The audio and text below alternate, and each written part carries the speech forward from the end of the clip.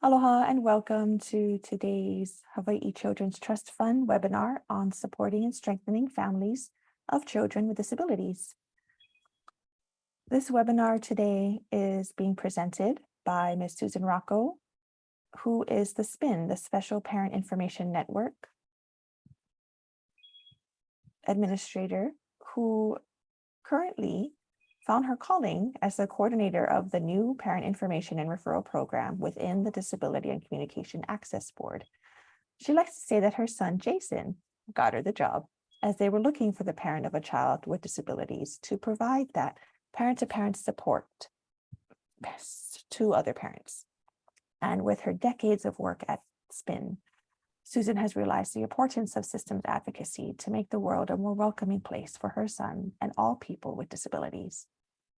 We also have Melissa Harper Osai, who is a certified peer family specialist with the National Federation for Families, who previously worked for Child and Family Services. She likes to give back to the special needs and medically fragile community through volunteering, fundraising, and advocacy as her passions. The journey started in high school while working at an after-school program for individuals with disabilities, and later on in life, she had two sons, one with severe ADHD and another with extremely rare genetic anomaly, which includes about 30 diagnoses. This life journey has fueled her passions for advocacy and fighting for those whose voices are often silenced or ignored. So today we're going to hear a little bit about this training of general risk factors leading to child abuse and neglect that may also apply to families of children with disabilities. We're going to learn about some protective factors for prevention of child abuse and neglect, some family strengthening and resiliency strategies, and tips for professionals so that when we work with our children and families who have disabilities and special healthcare needs, we can kind of have a little bit of background information on how to best support this very vulnerable population and to lift up those needs in our community. We will be taking questions in the chat. I will be monitoring that. Thank you for being muted, everyone. This is going to be recorded and put on our Hawaii Children's Trust Fund website at a later point. And I think we are ready to get started. So I will unpin myself and turn it over to you, ladies. Hi, yeah, this is Susan Rocco. Can you folks hear me? Yeah. Yes. I can hear the jackhammer starting up. So please give me a signal like if you want me to move to a quieter spot. Melissa and I wanted to give you a sense of who we are. And we had a nice introduction by Mai, but here you can hear it in our own words. Would you like to start, Melissa? Sure. I just wanted to introduce myself, give you just a little tidbit about my family, because it's very vast and the journey has been long. My son, Zachary, is now 27. He had severe ADHD, had an IEP. I had many, many challenges with him growing up. Then came along 12 years later, my other son, Kale Osai, who has a genetic anomaly, which is a chromosome 17 deletion and duplication. He's missing approximately 30 genes from that chromosome. One of them is a tumor suppressor gene, which causes tumors throughout his body. So he is one of 750 in the world, and currently there's approximately 7.6 billion people in the world. So as you can tell from that, it's very challenging with his medical conditions, his disabilities, developmental, hard of hearing, autism, the list goes on and on. So I am here just to share his journey and provide knowledge of what I've been through and experienced. Thank you, Melissa. And I am the old lady in the group. I'm 72. My dear boy is 41. And as Mai was saying earlier, he actually got me the job at SPIN in 1985 because they were looking for a parent of a child with a disability. And he was 4 at the time. And there was one other parent that wanted the job, and then she told the coordinator in the interview that she really didn't want it. So here I am, and I've been there with pleasure all this time. It's an amazing journey. My dear boy, who is in the little princess chair as a preschooler, and then in a picture with his dad, John, on our back lanai, he was born with a heart defect, which required an intervention early in life, a surgical intervention. And he didn't do well post-op. So he developed some cognitive challenges, lifelong seizure disorder, and heart disease. But he's a darling guy. And I like to say that he is incredibly handsome and charmingly eccentric, rather than to list all the labels professionals have given us over the years.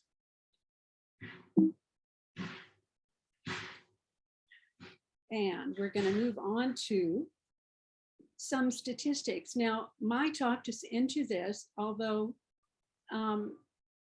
you'll find that Melissa and I don't like to dwell on the negative. We feel that a lot of families are kind of seen with a jaundiced eye up front based on past history or what professionals have written about us. But it's good to just clear the air and talk about what the data is out there to begin with. Then we're going to do the bulk of our spiel, just strengthening families, talking about how you can help us. So information in this slide came from, I'm trying to get my little, there we go. It came from the 2020 stats that were collected by the US Department of Health and Human Services, and also by our local state human services folks. And you'll see on the left how we categorize maltreatment in Hawaii. It's a little different from the mainland. And in some ways, it's not fair to even use comparative statistics because each state tends to do something a little differently. They also have different protocols on which cases they're going to investigate first. So it's not an apples to apples comparison all the time. But you'll see in Hawaii, the largest category, Hawaii is the green bar of maltreatment, is threatened harm. And then the next largest category is neglect. And that's true nationally, that of abuse and neglect statistics, neglect is much more of an issue than actual abuse, which can take the form of sexual abuse, psychological abuse, physical abuse, medical neglect, and also sex trafficking. Luckily, those numbers are tiny. On the right side, we're comparing Hawaii statistics to national norms. And you'll see that our rates of abuse and neglect are lower than the mainland. This is a national average, so it's combining a lot of different states' statistics. You'll also find in that second set of bars that kids under 1 are usually at the highest risk of abuse and neglect. That's true in Hawaii as it is nationally. It's like 3 times higher than for other ages. And traditionally, the risk of abuse goes down as kids age. On the whole, abuse is similar between girls and boys, the rates of abuse, but in Hawaii, girls are a little bit more likely to be abused or neglected. And the only time that we really break through the national norm is where we talk about Pacific Islander, where our rate is higher. Now, you are all well aware that the national statistics are very limited in how they categorize ethnic groups. They don't break out all the ethnicities here in Hawaii. So that Pacific Islander category does include Native Hawaiians who have not identified themselves as 2 or more or mixed ethnicity. And in our statistics locally, Native Hawaiians do tend to have the highest rates of abuse and neglect. Yeah, let's move on. And Melissa, you take over, dear. Okay, so abuse and neglect in children with disabilities, the rate of child abuse and neglect is 3 times higher with children with disabilities than in their disabled peers. As well as there is higher reported abuse and neglect among children with ASD, autism spectrum disorder. And I realized now, because a lot of us are used to acronyms, but not everybody knows them. So I will try my best to say what they are. And intellectual disability, while the most severely disabled children are at lower risk. And then this last area, Susan and I were just talking about this, especially because my son is nonverbal for the most part and is hard of hearing. So children who are nonverbal, deaf, or hard of hearing are more likely than others to experience neglect or sexual abuse. Well, as we're talking about this, we all in society, in the community, like to think that it's only in our families where this sexual abuse or neglect is happening. However, in the community, that is also a factor, right? So both Susan and I were discussing this, both of us still to this day. My son is 13, hers is in his 40s, I believe. And we still take them into the female bathroom with us because they cannot tell us if something is going on in the community, in a public setting where they're by themselves. We're still protecting them from any kind of abuse or neglect that's happening, or they don't know what's appropriate and what's not appropriate, right? So for instance, my son still needs assistance when he has a BM. And so he will literally walk out of the bathroom with his pants down because he doesn't know how to do that and he needs help. So having that be right with us and be able to support them and not have somebody think that they're doing something and automatically assume judgment and that this is just some weirdo.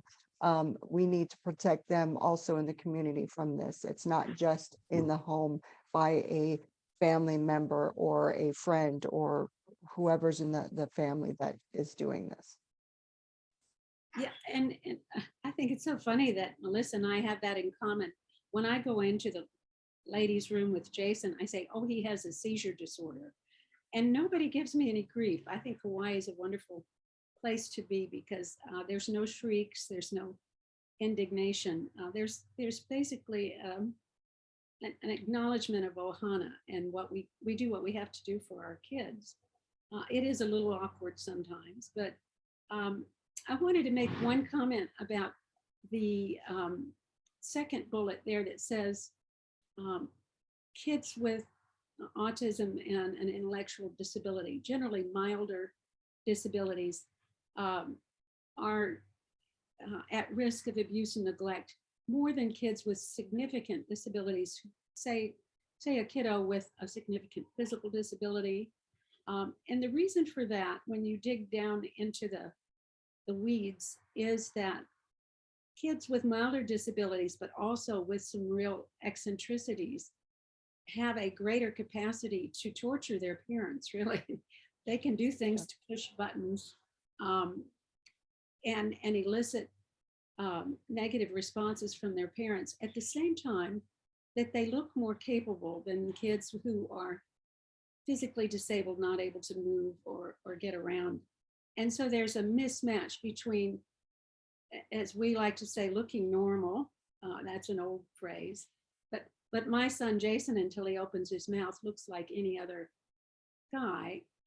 You notice his eccentricities when he emits little shrieks or whatever. But folks at a first glance just assume he's going to act like other kids. And he's not able to do that all the time. Susan, I'm glad you brought that up because I was going to go back to that one. Because just like your son, my son looks typical. I really dislike the word normal, so I always say typical. And so people assume that they are a typical child that can talk and do things and mannerisms and whatnot. But then whenever, like your son, and I would like to say too, is that there, I feel, in my opinion and my experience, there's a higher rate for parents with children with disabilities simply because the stress load that we have to carry, the meetings, the IEPs, the school advocacy, doctor's appointments, that stress weighs hard on us. And so then we lash out on who's closest to us. I don't, Mai has not self-revealed, but she's also a mom of a special kiddo. And we told her to jump in whenever the spirit moves her. If she's anything like Melissa and I, she can't help herself. So it may come to that. You guys are so fun. So I can jump in right here. Why not? Yeah. Real quick. So both of my children actually have autism spectrum disorder and ADHD, dyslexia, a number of other things going on with them. And, I'm going to be quite honest. Children with disabilities have a range of abilities and things that make them them, and things that make it harder for them to interact with others in society. So that being said, I have been very blessed to have two children who are more capable than their peers. That being said, sometimes when they are out in public, I've had instances of tantruming and hitting, and my little one, who's 9 now, he's 9 now, but when he was littler, he would have such fantastic tantrums. He would throw chairs and tables and knock things over and be all over the place. And when those things happened, I would just remember wishing that he looked a little different.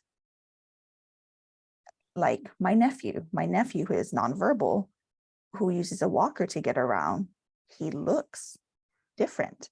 And therefore the expectation from other people is that of compassion and empathy and understanding towards my nephew. But you have those same behaviors in my son, who looks typical, and you get, oh, she's just a bad mom. You get the judgments. You feel more embarrassed because my son looks typical and therefore should be expected to act as such, but he cannot. So we really have to keep in mind that sometimes disabilities look different in different children, and you may not, I think there's a term for it, but I don't know if it's the appropriate term for nowadays, but they used to call it invisible disabilities. Some children have invisible disabilities where you cannot tell that they have a disability. So just something to be mindful of when we're working with our population, that sometimes we cannot tell, and we just have to make the extra effort to get to know our families a little better than what we might do. So yeah, thanks. Thank you, Mai. Melissa and I are nodding with you internally and externally. So. We are. And Melissa was talking a little bit about the increased caregiver burden, and it is true. It takes more effort. It often takes more money.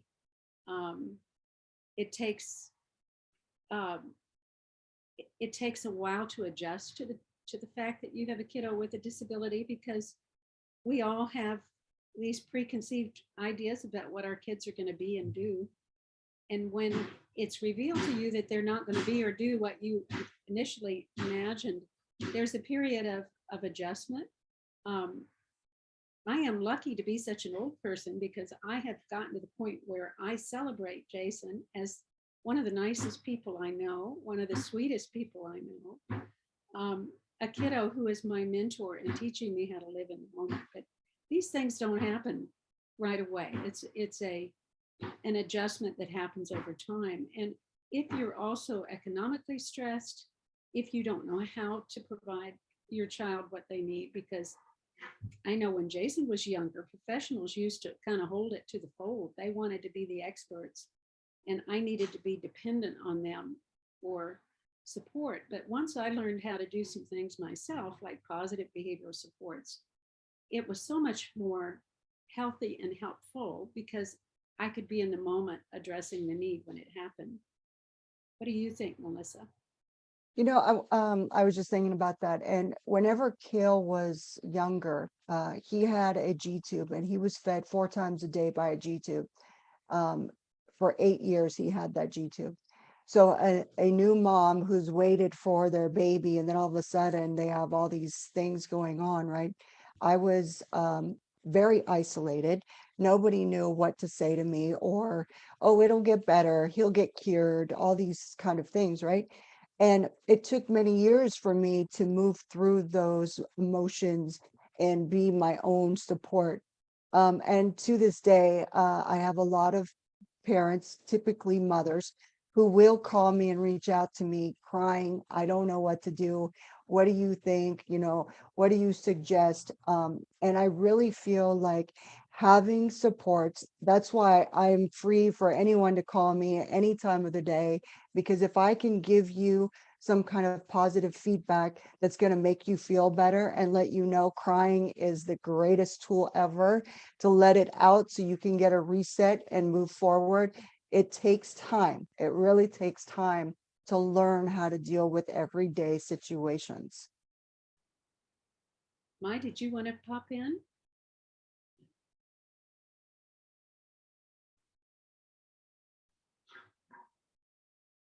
Yes, I do feel like there are a number of risk factors, including just general trauma. And we've learned a lot about brain science in the past few years with children being born, shortened telomeres, and those things at the end of chromosomes are shortened, and heightened cortisol levels of stress. So there's real science, guys, real biological science that dictate that children born in having a background of trauma, they have biological differences that make them more prone to stress and higher rates of disease and shortened lifespans. So keeping in mind to have a trauma-informed care response, there are a lot of ways to do this. And HTTF, Hawaii Children's Trust Fund, also has some other things coming up. Shameless plug for our upcoming webinars on trauma-informed care. If you want to learn more about these risk factors on abuse and neglect, and yes, domestic violence is another major factor. These responses of trauma-informed care, we've got another webinar coming up on our website. I can put that in the chat at the end.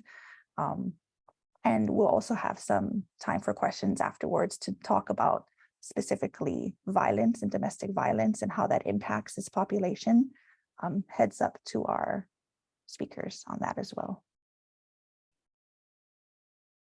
So did you want to get into this one, Melissa, or do you want me to start it? You can start it. We want to start talking about how you help families. And this was something that came out, I don't know, maybe 10 years ago from the Center for the Study of Social Policy. And they had come up with these 5 protective factors, and they created a whole system of support called Strengthening Families that included assessments that agencies could use. Now, since then, Mai had pointed out that the Department of Human Services has added one more category or protective factor, and that is nurturing and attachment. We're going to get into that a little bit later when we talk about the tools that we're using locally. Right now, we're just going to focus on these 5 protective factors and what they look like. And let's see. And the first is parent resilience. Would you like to take that, Melissa? Sure. So as again, Susan and I were chatting, I'm a huge proponent of self-care. I feel that people, and in general, mothers, and I'm speaking to mothers, there are a lot of dads who have that do take care of special needs children. However, I feel like most often they're kind of in the background and the mothers are in the foreground, and they're trying to manage jobs and homes and bills and children and everything that goes with our, our lives. And sometimes it becomes chaos. And I am big on yoga and meditation, and practicing gratitude. I do that every single day. So I feel like when you have these and you're open to it, it gives you a window to just take a break and breathe, and know that you're not alone. And we all need that reset, especially when our lives are filled with so much stress and anxiety about when our child gets on a bus, are they okay? You know, are they, when they're in school, are they being watched and they're not just running off or eloping to somewhere? So, you know, self-care can be as simple as walking outside for 10 minutes and just looking at the trees. It doesn't have to be, you know, elaborate vacations or 2 hours at the gym. It's what works for your life and what works for your, you know, your personality and whatnot. It's very important, and it's most definitely not selfish, because if we're not in our right mental capacity and our own physical wellness, then we cannot take care of our child, even more so if they have, you know, they're in wheelchairs or they're having to be cared for like that, because obviously you're going to have to carry them and do all these other things with them.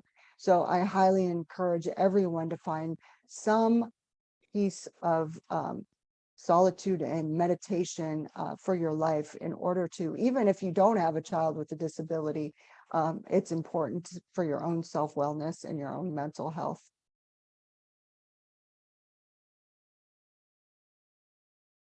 Well, I want to let you know I'm under an abuse neglect alert here in my own household. I don't know whether you can see dear Jason, there he is. My caregiver doesn't get here until 10, and all hell is breaking loose as we speak. So if I disappear, you'll know that I'm just tracking the dear boy. But that's what our lives are like. They're not relaxed and uneventful. And we've learned to go with the flow. And Melissa is so right to say, if you can just take a break from it, you can get your wind back. You can recharge your batteries. I wanted to just point out, because I think she said it all, that the infographics you're going to see in the next couple of slides are infographics that SPIN has created, and or our support. You're fine, honey bun. Our support group, which is the Special Education Advisory Council, have developed as ways of sharing the wisdom with other parents and doing it in phraseology that is simple and real, and just kind of encouraging them, because we've all learned that infographics are so much more helpful than a clinical paper, for God's sake. So if any of you are interested in any of these infographics, we're going to have a link later to SPIN, and you're welcome to any of them. Yeah, I was just going to mention that I believe we did, they are finished, right? Susan, Yes. and the infographics are available for everyone. You bet. So, did you want to say anything, Maya, or shall we keep moving? Go ahead, keep moving. Okay. My son has this thing where he needs to be tucked in at 41. So that's what we were doing just now. Okie dokie. The next protective factor is social connection. And Melissa and I both talked about isolation. And I think so many families feel isolated. And if you're tiger moms like we are, you also feel like you should be superwoman and you should be able to do it all yourself. And asking for help is a sign of weakness, or you don't want to burden other people. But what we've learned over time is that you need help, you need support, you need other people that can validate you. I think that's why parents gravitate to one another, because we have our own language. I like to compare SPIN to AA. Really, we've all been in the same situation. We can all help each other. We don't have to get up and declare what it's like, because we know what it's like. And even if kids have very differing disabilities and varying intensity of disability, the journey is quite similar, actually. And so getting support from other folks is really helpful. This infographic on the right is something that we have been begging the Department of Education to distribute to all parents whose kids have IEPs. And SPIN, the organization that I work for, is funded with DOE dollars, as is the Children's Community Council and SEAC. But we find that parents don't even know we exist. They find us on Google rather than having it handed out in an IEP meeting or whatever. And yet just having this piece of paper gives families a sense, well, if I need them, I know where to go. And that's so helpful. What about you? Yeah, I was just going to jump in and say, I was recently, I do advocacy for parents that need the support, because somehow people have gotten the word that I do that. And I have a lot of knowledge when it comes to individual education plans. So I recently was supporting a parent at a school, and to my surprise, because as Susan mentioned, I have been pushing and pushing for this as well, to put this in the oh my gosh, I just went blank on the book they give you in IEPs. Oh, you're talking about Procedural safeguards. Yes, the safeguards. So in the back of the book, putting like SPIN or some of these organizations there for parents, and not only putting it there, but informing them that it is there. And this principal in particular did mention that, and it was, some of the listings were in there. So I was super excited about it.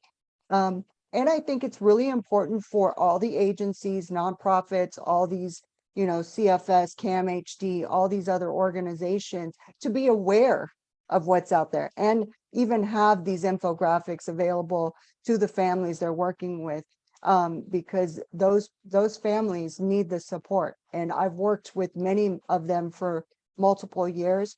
They don't even know these organizations, as Susan mentioned, exist. And and a lot of times parents need to have an empathetic ear of somebody who has been through it. And it's harder to talk to a person who has typical children, because they don't know what to say to you. Whereas Susan or myself can be like, hey, I've been there. You're going to make it through. You're going to be okay. Absolutely. And let us make a big pitch for inclusion as we speak. My son Jason was the first kid with a significant disability. Actually, he and Cheryl, who was in second grade, Jason was in fifth grade, to be fully included in a general ed classroom back in 1991. I think how long ago that is. And today, Hawaii still is at the bottom of the ladder in including kids in the general ed classroom with support. It's up to about 54% of kids with IEPs are in the general ed environment. And mostly kids like Jason and Kale are not included. They're still in fully self-contained classrooms. But there are some states that include all kids. And what that does for families is to show that they have other allies, that every kid in the classroom is not going to love Jason, but there are enough of them that if he sees them at Pearl Ridge, they're going to acknowledge him. They're going to help him if he falls down, whatever.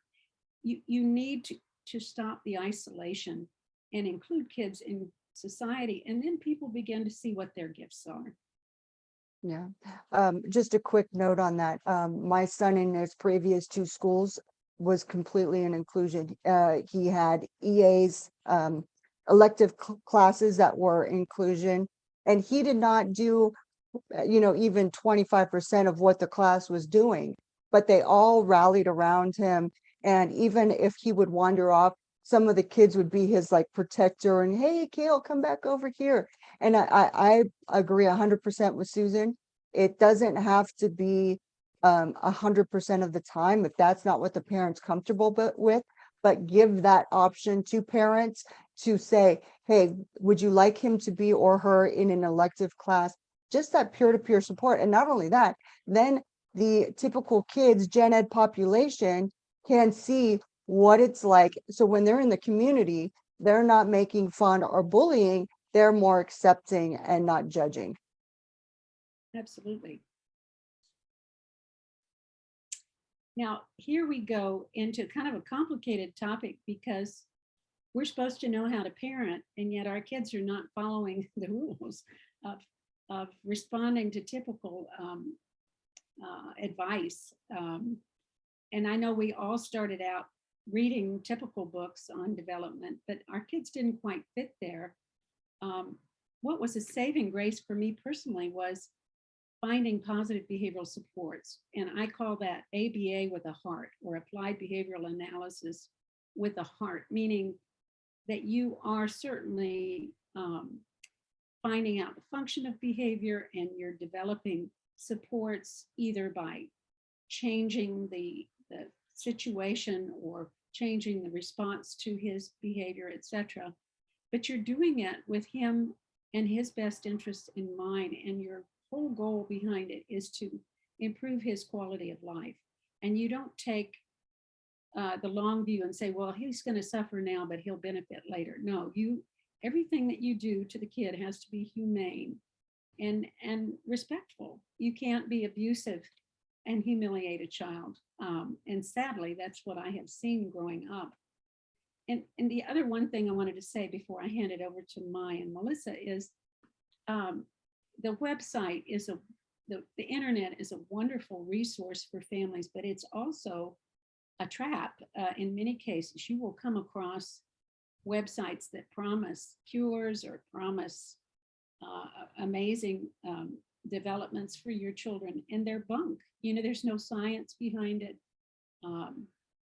An example, when Jason was younger, was auditory integration therapy for kids with autism. And that has actually been shown to be harmful. And yet you can see by our infographic on the right that at least 50% of families want to try something that's under the category of complementary and alternative medicine. It could be vitamins, it could be mind-body exercises, it could be massage, whatever it is.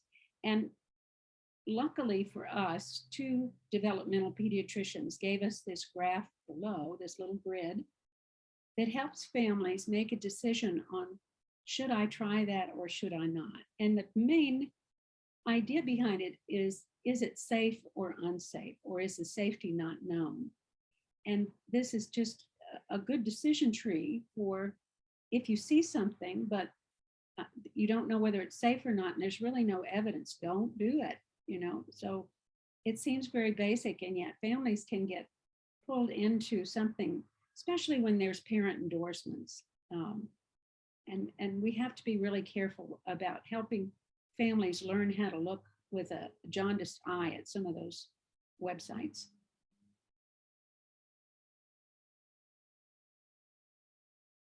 Melissa, did you or Maya? Oh, sorry, I didn't know if you were moving. Sorry. I just wanted to say, I think it's really helpful to know your child. If you can meet them where they're at, because not everyone, it's not cookie cutter, right? So meeting them where they're at is extremely important. My son has physical meltdowns, and he seems to lash out at me the most. He will pull my hair, scratch me. He has done that at school sometimes to his one-to-one support.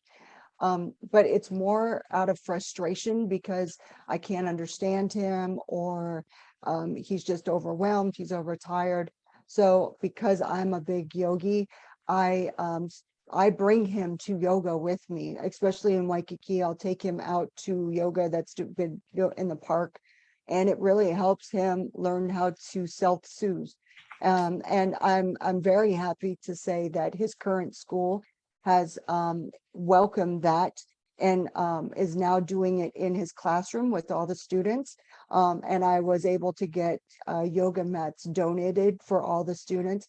So it's a very good tool for my son, and to support others with breathing and trying to calm them down when they're at the height of a meltdown or frustration. And Mike, can I ask, did your kids use assistive technology at all? No, they don't, but my nephew currently uses an iPad to try to communicate with us. And Kale does have an SGD that he has at home as well as school. That's a speech generated device. He also uses American Sign Language, which he has been learning since 6 months old. I also know it, and he has a one-to-one ASL interpreter in his classroom with him every day. That's great.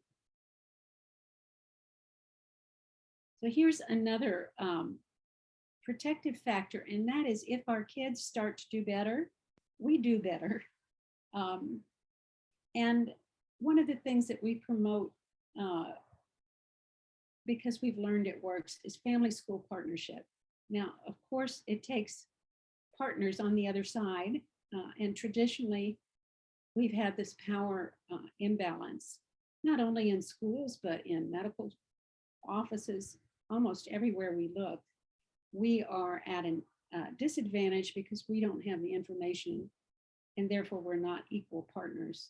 But the more that families can partner with school and find out what's going on and what works, and the more that helping professionals can learn the family's perspective and what matters to them and focus on those things first, it's all going to work out much better for the family. And whether you can see it at the bottom, the last bullet says focus on the whole child.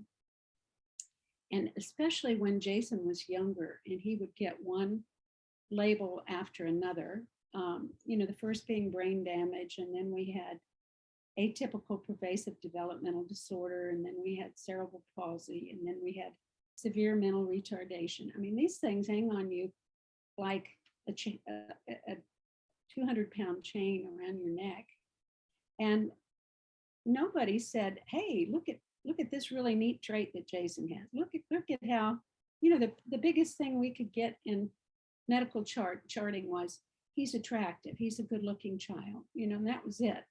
But Jason has many wonderful qualities, and you might have to look for them, but once you find them, some of them are superior to his peers. So helping families balance out, what's a part of their child that needs work, but then they're kids, they're 100% kids like everybody else, and they have the same kind of needs.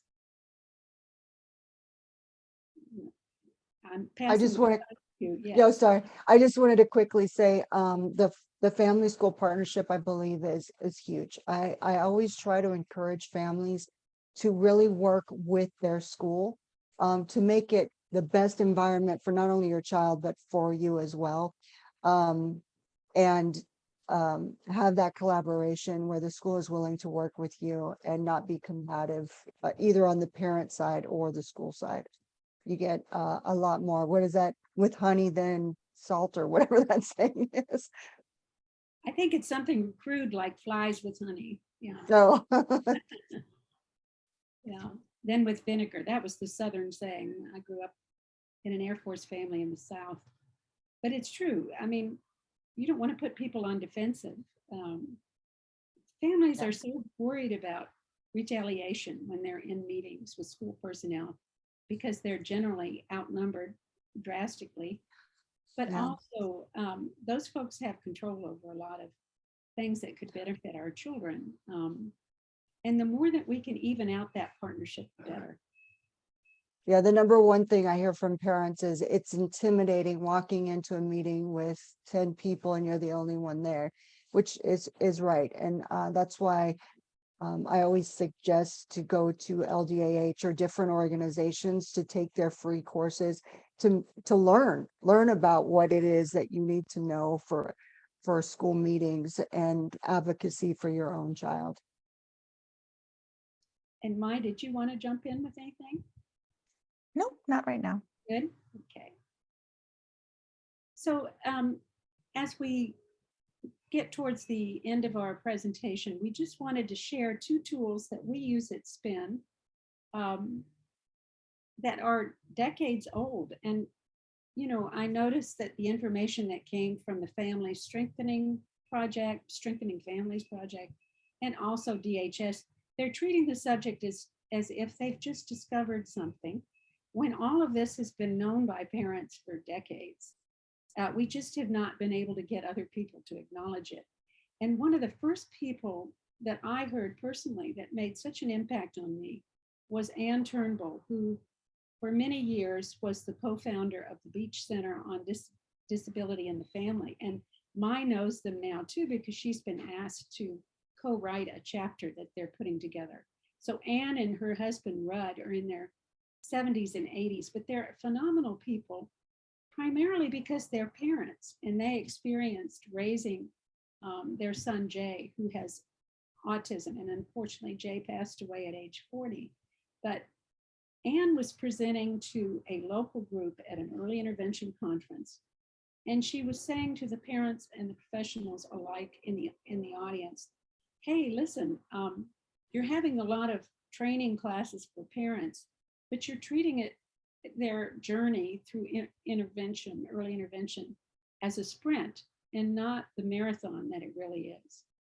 Meaning that our kids often have lifelong needs, and families who are forced to learn something new or learn a new strategy, and it's always done under duress because we're stressed about something's not working. And then we get through that moment of need and we think, phew, I don't have to do that again. And then the following month, something similar comes up. So by introducing the concept of marathon skills, you're telling families, listen, these things are going to come up over and over again. And the more that you can develop these skills within your family, the easier it's going to be for you and your kiddo. Now, remember when we went back to those 5 factors on family strengthening, and then I mentioned that DHS had added the 6th factor, which was bonding or whatever. That's number 1 here. Love your child unconditionally. Don't wait until they walk. Don't wait until they're speaking clearly. And it sounds judgmental of families, but it's true that many families in the beginning are just feeling so badly that their kids are not, that they're vulnerable, that they're not going to be protected as adults, that they push and push, trying to develop new skills. And they are not really comfortable with who the child is, tantruming at lungs. Melissa talked about kids doing things out in public. My son was a dropper. He would fall down in the aisle if I didn't go to the candy aisle right immediately. And I was able to push people away and say, whoops, there we go. Don't help him, he's fine, blah, blah, blah. And then he learned to fall in the entrance to lungs, but you can't really let him lie there for 5 minutes. You had to pick him up. So he was a smart cookie. But these are things that we learn, and they have so much important to us over time.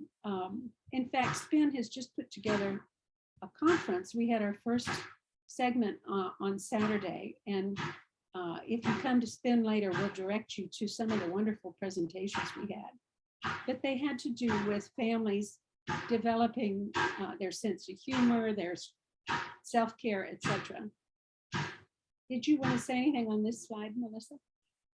No, just I was a reminder about taking your time for yourself, how important that is, and also building the support of people who understand what your journey is. And I'm afraid that I have overdeveloped my sense of humor, and I call it a perverse sense of humor. But I have dark humor, but it works, if you laugh, you're not crying. And it's such a stress relief to laugh instead of cry. When one of our speakers comes back to our April SPIN conference, he's going to do laugh yoga. And I don't know whether you folks have had that experience. I have done that. But everybody ends up wetting their pants because they're laughing hysterically. And it starts with these very simple exercises. But the point is, laughter is healing and laughter is helpful. Yeah. We're going to go on to the second part of that infographic. Just basic things. With me, the trick was allowing my child to take small risks, because he seemed to have a death wish when he was younger. He would do things that were really unsafe. But I had to learn to let him make a few mistakes because it's how kids learn, and just try to mitigate the risk when we did it. Now, I have an only child. I've been a single parent for 35 years.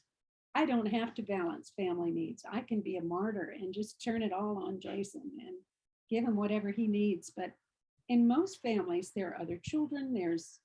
Sometimes there's grandparents living with the family. There's the husband, the spouse. And unless families learn how to balance the needs of all family members, you're headed to into rough waters, because it's not healthy to put it all in one, all the energy into one egg in the basket. Did you? Yeah, I always suggest, I'm very visual, so I have lists and calendars for everything because Kale has so much going on. I have him involved in Special Olympics, Access Surf, Malleola. I mean, every organization you can think of, I have him doing stuff. So I'm trying to keep that balance and still have some time for myself.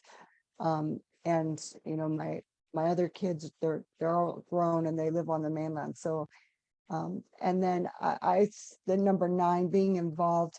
I know that sometimes parents say my life is too busy. It's so busy, I have no time for anything. But you know, if I find that if you calendar things out and you see them visually, you can pick this right here and you don't see this right here. So being involved in the school and in the community gives you more opportunities as well as your child. Absolutely. Now, this last segment, I'm going to not really go through it because we can give you a handout on it. I just wanted to give you the background behind it.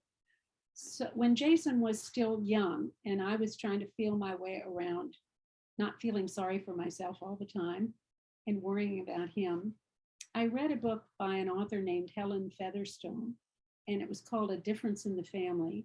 She wrote it back in the early 80s.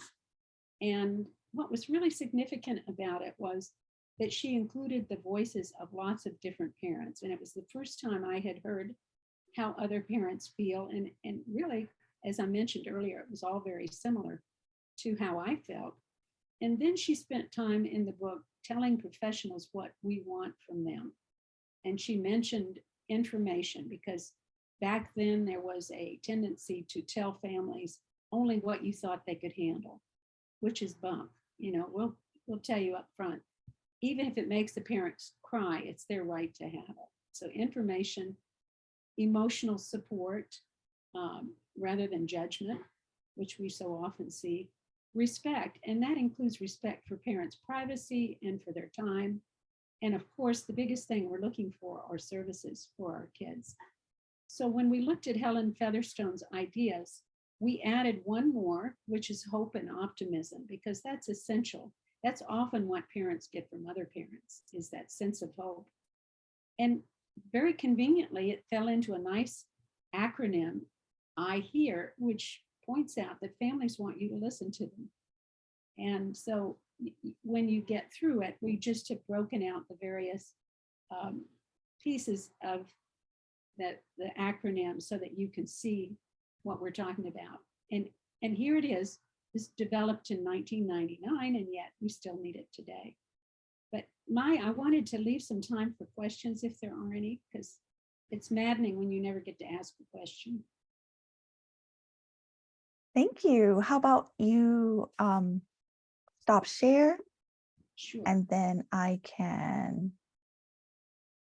going to do a little, let's see. Remove spotlights. I'm going to do a little mahalo to our funders, and then I'm going to end the recording, and then we can ask questions, because I do have one that I'd like to ask. So mahalo to the Hawaii Children's Trust Fund for sponsoring this webinar. It was sponsored by Department of Health and the Hawaii Children's Action Network. So mahalo to you folks for supporting this series of trainings for providers and families on a variety of topics. And this topic hits on our families of children with disabilities. I'm going to put a link in the chat to register for that next trauma-informed care webinar. And let me end the recording so we can ask a question. This recording will be up on our Hawaii Children's Trust Fund website in a couple of weeks. So thank you all for joining us.